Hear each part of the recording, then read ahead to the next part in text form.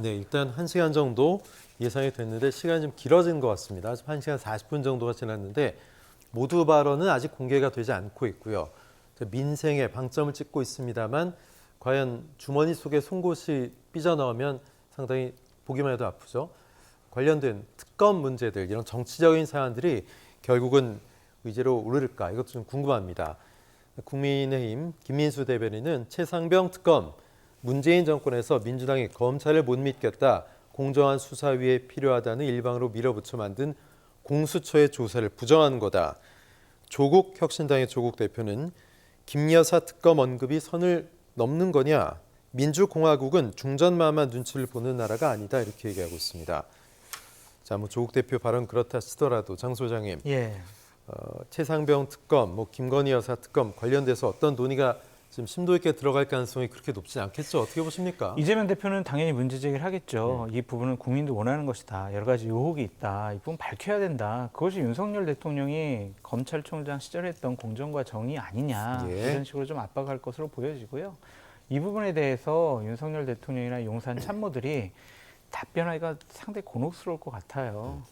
그래서 저는 이 부분만큼은 대통령 가족과 관련된 의혹, 그리고 대통령 참모 측근들과 관련된 의혹 문제와 관련해서 검찰 수사가 제대로 진행되고 있지 않다라는 국민적인 평가가 많잖아요. 그러니까 국회에서 가질 수 있는 법적인 권한인 특검을 이용해서 이 사실관계를 제대로 밝혀보자. 그렇게 요구를 하면 대통령께서 더 이상 거부권을 행사하고 거부하고 아유 문제 없습니다라고 대답하기는 쉬워 보이지 않는다라는 생각이 듭니다.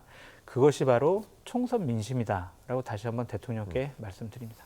자, 민주당 입장에서는 김건희 여사 특검 문제까지 올리고 싶지만 사실은 이 최상병 특검이 더 우선순위 시급한다라는 건데요. 특검 얘기를 꺼내면서 그동안 윤석열 대통령이 계속해왔던 거부권, 이 거부권 행사를 자제해야 한다. 이런 내용들이 나올까? 또 윤 대통령은 어떻게 반응할까 좀 궁금한데 어떻게 보십니까? 그러니까 대통령이 거부권 행사를 헌법상 보장받은 권리인 것처럼 얘기하는데요. 물론 헌법상 규정되어 있는 건 맞습니다. 맞지만 그렇다고 해서 우리나라 대통령이 항상 본인한테 불편한 법안이 있다 그래서 다 거부권 행사한 건 아니거든요.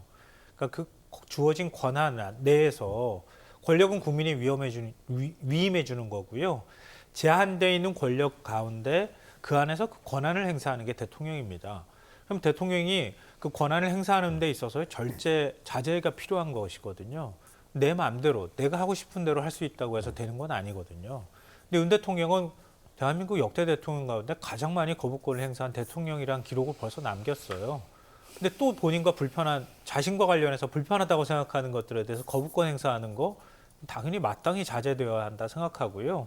이재명 대표가 여기까지 언급을 할지는 모르겠으나 최상병 특검과 관련해서는 전 분명한 언급이 있을 거라고 생각합니다. 이거는 민주당이 단순히 요구하는 게 아니라 윤석열 대통령이 자초한 거예요.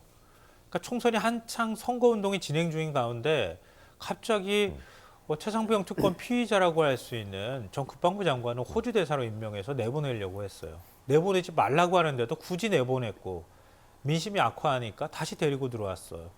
데리고 들어와서 그 다음에 선거가 이루어졌단 말이에요. 그러니까 결국 선거 참패의 가장 큰 원인 중에 하나다 이렇게 꼽히고 있는 것이라면 최상병 특검과 관련해서 특검까지는 제가 언급을 안 한다 하더라도 최상병이 왜 사망하게 됐는지 거기에 대한 책임자가 제대로 그럼 처벌받을 수 있는 것인지에 대한 국민적 의혹이 있다고 하면 왜 수사 결과가 그렇게 일종의 회절되듯이 왜곡될 수밖에 없었는가?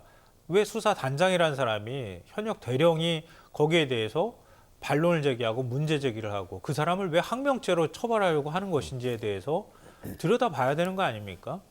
근데 공수처가 수사하고 있는 상황에 공수처를 막 공격하면서 마치 언론하고 공수처가 공작을 펴는 것처럼 해서 공수처 수사를 방해하거나 아니면 방해까지는 아니더라도 공정성이 의심스럽다고 공격을 해놓고 이제 와서 세 달 만에 뒤늦게 공수처장을 임명해놓고 공수처가 수사 잘할 겁니다. 이렇게 얘기하면 일종의 국민을 기망하는 거죠. 그리고 이 부분을 좀 우리가 간과하고 있는데요. 공수처의 기소 대상은요. 검사, 판사, 그리고 경무관급 이상 고위경찰입니다. 그러면 지금 군과 관련돼서 뭔가 누군가의 어떤 문제가 있어서 공수처가 기소하려고 하면요. 기소를 할 수가 없어요. 그럼 수사를 한다 하더라도 검찰로 넘겨야 합니다. 그럼 검찰이 그 수사 결과를 보고 기소하든 말든 판단하는 거거든요. 그리고 공소유지도 검찰이 할 수밖에 없어요. 그러면 검찰이 그럼 공정하게 수사할 수 있겠는가라는 의문이 뒤따를 수밖에 없잖아요. 그러니까 지금까지 상황으로 봤을 때 종합해 보면 가장 공정하게 수사할 수 있는 방법은 특검밖에 없다. 그거에 대해서는 반론을 제기하기도 어려울 것이라고 생각합니다. 네. 그러니까 윤 대통령이 뭐 김건희 여사 특검이든 최상병 특검이든 민주당에서 이재명 대표가 이런 부분에 대한 공정과 상식을 언급했을 때 충분한 저는 설명을 해줘야 된다고 생각해요. 그 설명이 부족하다고 하면 국민들이 이번에도 또 실망하거나 아니면 또 다른 의혹을 가질 거라고 저는 생각합니다. 네.